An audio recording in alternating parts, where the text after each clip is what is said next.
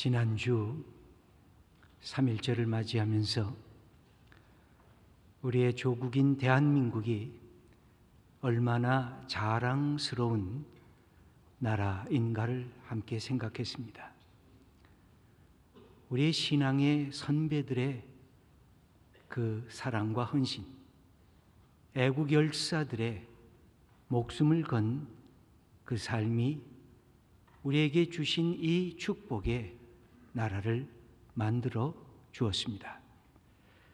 나라에 대한 자부심이 우리 국민들에게 그렇게 높아졌다고 하는 것은 이 민족의 미래에 새로운 하나님의 축복의 역사가 열려진다고 하는 뜻이기도 합니다. 하지만 그 반대로 우리나라의 어두운 면들도 있습니다. 그 중에 한 가지만을 오늘 특별히 말씀드리려고 합니다. 바로 자살하는 사람들이 그 반대로 너무 많다는 것입니다.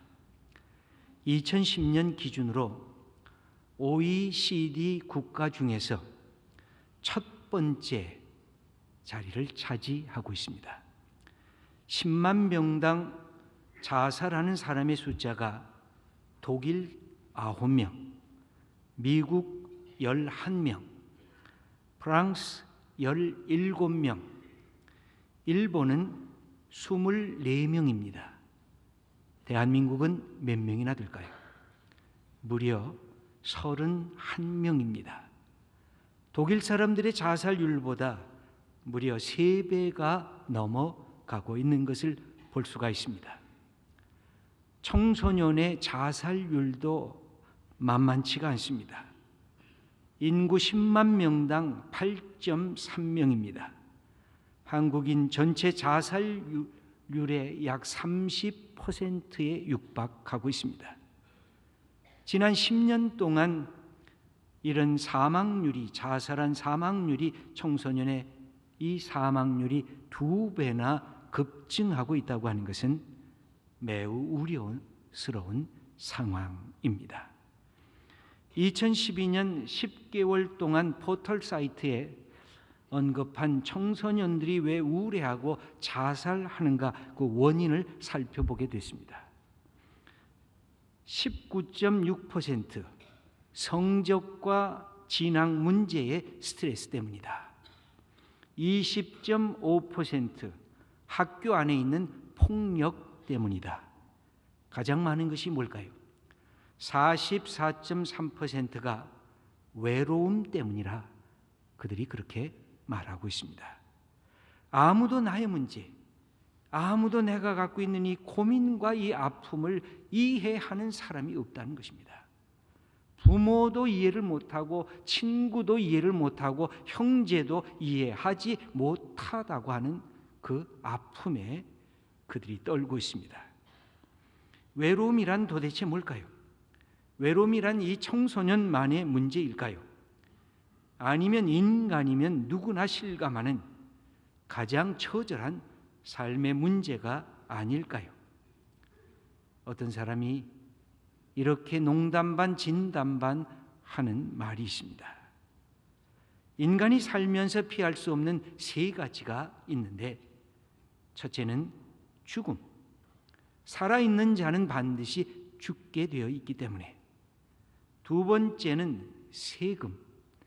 우리가 이 땅에 살면서 나라에 세금을 내고 이것은 백성으로서 당연한 의무이니까. 그 다음에 세 번째가 이 외로움이라고 하는 것입니다. 인간이 사는 동안 순간순간 내 실존이 혼자구나, 나는 홀로 이 땅에 왔다가 결국은 홀로 내 인생이 끝나는구나 하는 그 사실을 깊이 깨닫게 되는 이 외로움의 탄식, 그것이 모든 인간에게 있는 모습이라 그렇게 말합니다. 여러분, 왜 우리의 삶이 그렇게 바쁘고 시끄러울까요? 사람들은 바쁘게 살고 과도하게 움직이면서 내 삶이 매우 지금 의미 있는 삶을 살고 있다고 그렇게 스스로 위로하고 있습니다. 나는 외롭지 않다고 바쁨과 이 움직임 속에 우리나라 사람처럼 빨리빨리를 좋아하는 백성이 또한 어디에 있겠습니까? 이것은 내가 외롭지 않다는 것을 증명하기 위한 허세일 가능성이 많습니다. 마음의 외로움과 공허를 바쁨으로 그렇게 덮어보려고 하는 위장일 수도 있다는 말씀입니다. 왜 우리나라가 술 소비가 세계 첫 번째 되는 국가가 됐을까요? 그것도 독한 술, 독주 소비가 세계 첫 번째 많이 소비되는 나라라고 하는 오명을 뒤집어 쓰고 있습니다. 육체 쾌락에 빠져드는 환락가가 우리 곳곳에 아니 가정에까지 침투해 생겨지고 있습니다. 이것은 다른 말로 표현하면 외로움으로부터 도피하고픈 인간의 비명의 모습이 아닌가, 다시 우리 자신을 되돌아보지 않을 수가 없습니다. 인간의 가장 원초적인 감정이 있다고 한다면 그것은 외로움입니다. 고독하다는 것입니다. 쓸쓸하다는 것입니다. 하지만 이런 느낌과 이런 감정이 우리를 황폐하기도 하지만 그 반대로 우리를 순결하고 우리를 단단하게도 그렇게 만드는 것이 이 외로움, 고독이라고 하는 말입니다. 그래서 사회심리학적으로는 외로움과 고독, 홀로 있음을 구별해 놓기도 합니다. 영어를 보면 외로움이라고 하는 말은 loneliness, 그렇게 우리가 말할 수 있을 것입니다. 홀로 되어 쓸쓸한 마음이나 느낌입니다. 고립되어 힘들어하는 느낌입니다. 홀로 있다고 하는 것에 대한 고통스러운 감정입니다. 그러나 또 하나의 영어 단어가 있습니다. solitude라고 하는 단어입니다. 이것은 고독이라고도 번역하고 홀로 있음이라고도 번역을 합니다. 괴롭게 하는 감정 없이 그냥 홀로 있는, 공간적으로 실존적으로 홀로 있는 상태를 뜻하는 것입니다. 자기 내면을 음미하고 반성할 수 있는 그런 자리입니다. 그래서 홀로 있는 그 순간에 자기 삶을 재충전할 수도 있습니다. 홀로 있는 즐거움을 누릴 수도 있는 것입니다. 그러나 이 두 가지가 함께 어우러져 있습니다. 그래서 홀로 있음에 대한 자기 삶을 새롭게 하는 자리가 아니라 수많은 사람들이 이 홀로 있는 것을 외로움 속에 스스로 탄식하면서 고통스러워하고 있는 것을 우리는 쉽게 목격할 수가 있습니다. 세상에서 외롭지 않을 것 같이 보이는 뛰어난 인물들은 어떠할까요? 미국의 최고 정치가며 지도자로 존경받았던 에이브러함 링컨은 당시의 모든 사람에게 칭찬받은 것이 결코 아닙니다. 엄청난 비난과 엄청난 공격에 직면했던 적이 참으로 많았습니다. 노예 해방을 위한 남북전쟁이라고 하는 이 대가를 치르게 됐습니다. 나라가 분열됐습니다. 젊은이들이 피 흘리면서 이 상처난 아픔에 온 나라가 신음하고 있었습니다. 이것에 대한 비난을 링컨은 감수해야 했습니다. 그도 대통령의 직분으로서 외로웠습니다. 링컨이 암살당하던 1865년 4월 14일 밤, 링컨 대통령 그 주머니에 뭐가 있었는가? 나중에 알려진 5가지 물건이 있었습니다. 첫째는 에이브러함 링컨이라고 수놓은 손수건, 두 번째는 시골 소년들이 사용하는 주머니 칼, 세 번째는 실로 수선한 안경 케이스, 네 번째는 $5짜리 어음이 든 지갑, 특별히 우리의 눈을 뜨게 하는 것이 5번째입니다. 가위로 오려낸 낡고 오래된 신문 기사 몇 가지였습니다. 이 기사 속에 이 지도자가 갖고 있었던 외로움을 우리는 엿볼 수가 있습니다. 거기에는 이런 글이 실려져 있었습니다. 에이브러함 링컨은 모든 시대에 걸쳐 가장 위대한 인물 중에 한 사람, 에브라함 링컨을 극찬한 신문 기자의 그 내용이었습니다. 그 위대한 지도자도 자기의 외로움을 누군가가 달래줄 칭찬이 필요했다고 하는 말입니다. 에브라함 링컨은 신앙인이었습니다. 그는 나라를 자랑스러운 나라로 만들겠다고 하는 신념과 신앙을 통해서 달려갔습니다. 하지만 그 속에 있는 그 외로움이 쉽게 사라지지는 않았습니다. 여러분, 예술가의 경우는 어떠할까요? 예술가들은 대부분 고독한 창조자다, 그렇게 이야기할 수가 있습니다. 그들은 나름대로 고독의 터널을 통과하고 있습니다. 우리가 잘 아는 음악가 베토벤이 청력을 잃기 시작한 때는 1796년 26살 때쯤입니다. 그리고 완전히 들을 수 없을 때는 44살이 되던 1814년입니다. 그런데 점점 안 들려가고 있는 청력 때문에 그가 외롭게 고통을 당하면서 1802년 32살 때에 그는 동생에게 다음과 같은 편지를 씁니다. 내 옆에 있는 사람은 멀리서 들려오는 플루트 소리를 듣는데 나는 아무것도 들을 수 없었다. 어떤 사람은 목동의 노래 소리를 듣는데 또다시 나는 아무것도 들을 수가 없었다. 이 얼마나 수치스러운 일인가. 이런 일들이 나를 절망으로 내몰았다. 그 절망감이 점점 깊어지면서 삶을 끝내고 싶은 마음이 들었다. 그런데 그때 나를 붙잡아 준 것은 오직 나의 예술뿐이었다. 그에게도 자살 충동이 있었다는 것입니다. 이 장애물이 있을 때, 음악에 있어서 치명적인 들리지 않는 청력의 문제 때문에 그 외로움 속에 빠져들게 되었을 때 그는 음악을 통해서 그의 음악적인 재능이 발휘하게 됩니다. 베토벤의 전기 작가는 그렇게 이야기를 합니다. 이 외로움의 위기가 그를 음악에만 전념해서 위대한 음악가를 만들었다고 지적하고 있습니다. 여러분, 우리들은 어떻습니까? 외롭습니까? 고독합니까? 내 삶이 나 홀로 있다고 탄식이 저절로 나옵니까?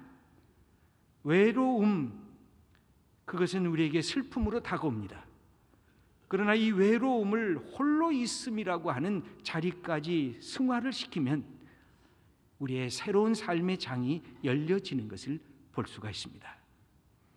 우리는 오늘 본문으로 돌아가서 예수님을 살펴볼 필요가 있습니다. 예수님도 외로우셨습니다. 예수님도 단독자로서 이 십자가의 고난의 길을 가셨습니다. 그것은 힘든 길이었습니다. 아무도 칭찬하지 않는 길이었습니다. 사람들이 비천하다고 그것은 인간으로서 가야 할 길이 아니라고 조롱하는 그 길을 예수님께서는 홀로 그 길을 가셨던 것입니다. 그게 우리의 주님이신 예수님의 모습이셨습니다. 오늘 본문은 한 서기관이 예수님에게 다가온 것으로 시작하고 있습니다. 서기관은 누굴까요? 구약 율법의 전문가입니다. 그는 그가 알고 있는 율법을 통해서 예수님을 보니까 예수님이 뭔가 갖고 있는 사람처럼 여겨졌습니다. 예수님이 지혜자가 아닐까? 예수님이 예언자가 아닐까? 그는 그런 마음으로 예수님에게 더 가까이 다가서서 예수님을 알고 싶었습니다. 오늘 19절 말씀은 다음과 같이 그 사실을 기록해 주고 있습니다. 우리 한번 함께 읽어보겠습니다. 한 서기관이 나와 예수께 아뢰되 선생님이여 어디로 가시든지 저는 따르리이다. 이런 서기관이 예수님 앞에 나와서 자기를 따라오겠다고 하는 그 모습을 보시면서 예수님은 그를 보았을 것입니다. 준수한 서기관이었을 겁니다. 모범적인 서기관이었을 것입니다. 오르면 뒤따라갈 용기까지 있는 그런 서기관이었을 것입니다. 그럼에도 불구하고 예수님은 그를 한 가지 더 시험해 보시려고 합니다. 그의 실존 자체를 흔들어 보려고 합니다. 내가 왜 나를 따르려고 하느냐? 내가 무엇을 보고 따르려고 하느냐? 나를 따르게 하면 무슨 상이 있다고 너는 생각하느냐? 내가 정말 나를 따르는 것이 무엇인지 아느냐? 내 인생 실존에 홀로 있음을 경험할 수 있느냐? 외로움을 겪어서 그것을 넘어설 수 있느냐? 예수님께서는 이 서기관을 향해서 묻고 싶은 것입니다. 그래서 예수님은 20절 말씀에 다음과 같이 당신이 가고 있는 그 길이 어떤 길인가를 가르쳐주고 계십니다. 20절 말씀을 우리 함께 읽겠습니다. 예수께서 이르시되 여우도 굴이 있고 공중의 새도 거처가 있으되 인자는 머리 둘 곳이 없다. 예수님은 아무것도 갖고 있는 것이 없다는 것입니다. 집도 없고 가정도 없고 재산도 없고 사람들에게 보호받지도 못하는 허허벌판에 던져진 그 존재처럼 이 땅에서 살고 있다고 하는 사실입니다. 바로 나그네처럼 떠돌이처럼 외로움 속에서 이 십자가의 길을 가시는 그 모습을 이 바로 서기관에게 알려주고 있습니다. 저 여우를 봐라. 거기에 굴이 있지 않느냐? 저 공중 나는 새를 봐라. 거기에도 둥지가 있지 않느냐? 그래서 자기의 가족들과 함께 살지 않느냐? 나는 홀로 이 길을 간다. 그러면서 이 서기관에게 묻고 있는 것입니다. 내가 이 길을 가기 전에 먼저 배워야 할 것이 있는데 포기하는 법을 먼저 배워야 됩니다. 내가 자랑하기 전에 내가 겸손해지는 자리까지 내려와야 된다. 내가 누리고 있는 그 기득권을 나를 따르면서 다 내려놓을 수 있느냐? 내가 0점부터 다시 시작할 수 있느냐? 내가 바닥부터 나를 사랑하면서 시작할 수 있느냐? 내가 외로운 자리에 그 안에 들어가도 그것을 견디어낼 수 있느냐? 그렇게 이 서기관에게 묻고 있는 것입니다. 여러분, 신앙의 출발에는 이것이 있습니다. 이것이 없이 출발했기 때문에 우리의 신앙이 요동치는 이유가 거기에 있습니다. 신앙이란 예수님을 나의 주님으로 섬기는 것입니다. 예수님이 내가 갖고 있는 모든 삶의 전체이기 때문에 내가 지니고 있는 이 모든 것, 좋았던 것들이 다 아무것도 아니라는 사실로부터 출발하는 것입니다.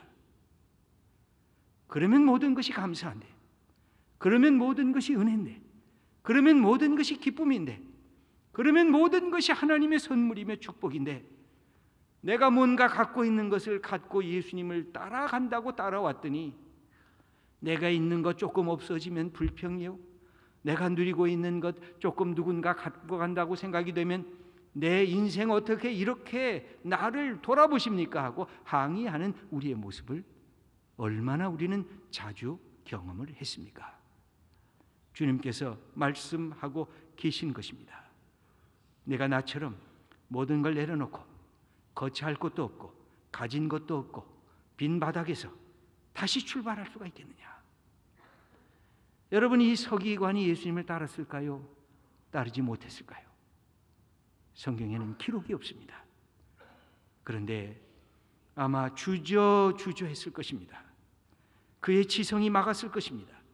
그의 종교적인 명예가 예수를 따라가는 것 안 따라가도 될 것이라고 생각했을 것입니다. 그의 도전할 수 없는 두려움이 그를 포기하게 했을 것입니다. 전형적인 지성인의 모습입니다. 전형적인 내가 갖고 있는 삶의 중산층의 모습입니다. 전형적인 내 손에 뭔가 그래도 쥐고 내 인생을 그럭저럭 살 수 있다고 생각하는 그런 사람의 모습인 것입니다. 여러분, 우리가 갖고 있는 예수 그리스도를 믿는 이 믿음이 어디에서부터 출발하는 걸까요? 우리가 잘 아는 데레사 수녀가 이런 말을 했습니다. 자기를 좋아하는 사람도, 자기를 필요하다고 여기는 사람도 없다고 느낄 때 오는 고독감이 가난 중에 가난이다. 나를 좋아하는 사람이 하나도 없구나. 내가 필요로 하는 장소가 아무 데도 없구나. 그게 가난 중에 가난한 고독감이요, 외로움이라는 것입니다. 여러분, 놀랍게도 이 길을 누가 가셨습니까? 예수님이 가셨습니다. 예수님의 십자가는 누구도 좋아하지 않는 길이었습니다. 아무도 그 십자가에 가는 길이 사람들에게 필요하지 않다고 생각했습니다. 저것은 자기 죄 때문에, 저것은 자기의 무능 때문에, 저것은 자기가 갖고 있는 모든 행위 때문에 주어지는 그런 하나님의 형벌이라고 생각을 했습니다. 그런데 아닙니다. 그것은 나의 죄악을 위한 허물이 십자가였고, 나의 대신 받을 고통을 향한 대신 받는 고통이었던 것, 예수님이 부활하신 다음에야 깨달았던 것입니다. 헨리 나우엔이라는 사람이 이런 말을 합니다. 고통으로부터 도망치지 않고 긍휼한 마음으로 그 고통을 만지는 사람은 치유와 새로운 힘을 얻습니다. 여러분, 고통이 다가올 때, 외로움이 다가올 때 그것으로부터 도망가지 않고 긍휼한 마음으로 그것을 어루만지고 그것을 대면하는 사람에게 치유의 역사가 있습니다. 회복의 역사가 있는 것입니다. 예수님이 그러셨습니다. 예수님이 그렇게 고통을 대면하셨습니다. 그 고통 속에 있을 때에 우리를 향한 하나님의 긍휼한 연대감이 우리를 붙잡게 되신 것입니다. 예수님의 길이 외로움의 길이었습니다. 가난 중에 가난을 경험하기를 자처하셨습니다. 가장 외롭고 가장 가난한 자의 친구가 되시기 위함이셨습니다. 예수님이 슬퍼하신 것, 예수님이 우신 것, 예수님이 화를 내신 것, 예수님이 두려워하신 것, 예수님이 홀로 외롭게 가신 이 길은 바로 우리를 위한 그런 하나님의 아들의 고난의 길이셨습니다. 그래서 우리의 슬픔 가운데서도 주님 때문에 기뻐할 수 있게 된 것입니다. 그분의 죄악에 대한 분노 때문에 우리의 죄가 용서받게 된 것입니다. 그분이 갖고 있는 두려움 때문에 우리가 평안을 누릴 수가 있었던 것입니다. 그분이 갖고 있었던 외로움 때문에 우리는 하나님을 우리의 친구로 만나게 된 것입니다. 사랑하는 성도 여러분, 우리에게도 외로움이 있습니다. 목사에게도 외로움이 있습니다. 대통령에게도 외로움이 있습니다. 직장인에게도 외로움이 있습니다. 가정주부에게도 외로움이 있습니다. 인간이면 누구에게나 외로움이 있는 것입니다. 우리가 어떻게 이것을 넘어설 수가 있을까요? 이 외로움을 슬픔의 외로움이 아니라 하나님 앞에서 대면하는 외로움으로 승화시켜야 됩니다. 그때 하나님께서 우리를 찾아오십니다. 내 내면을 볼 수 있는 자리를, 시간을 허락해 주십니다. 하나님의 세미한 음성을 들을 수 있는 시간을 허락해 주는 것입니다.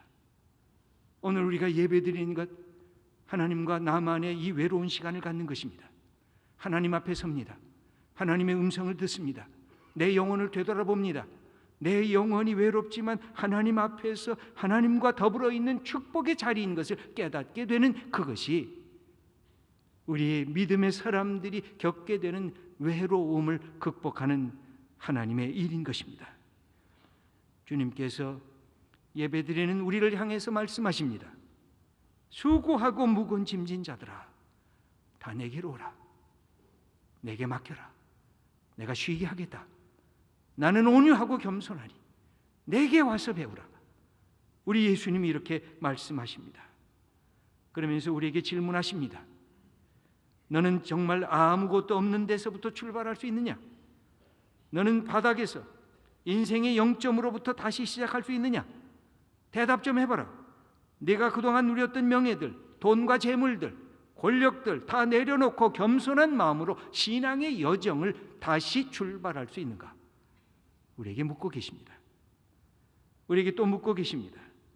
이 세상의 다른 어떤 것보다 예수님이 더 소중한가? 정말 예수님만으로 내 인생의 주인을 삼을 수 있는가? 그리고 예수님이 내게 복이요, 내게 기쁨인 것을 선포할 수가 있는가? 예수님만으로 만족하면서 살 수 있는가를 묻고 계십니다. 그때 우리는 세 가지를 알 수가 있습니다. 하나님을 알고, 나를 알고, 바로 내 이웃이 얼마나 소중한 존재인지를 깨닫게 됩니다. 사랑하는 성도 여러분, 예수님께서 홀로 이 외로운 길을 가셨습니다. 아무도 눈여겨보지 않는 길이었습니다. 그 놀라운 예수님의 모습 때문에 우리가 오늘 존재하는 것입니다.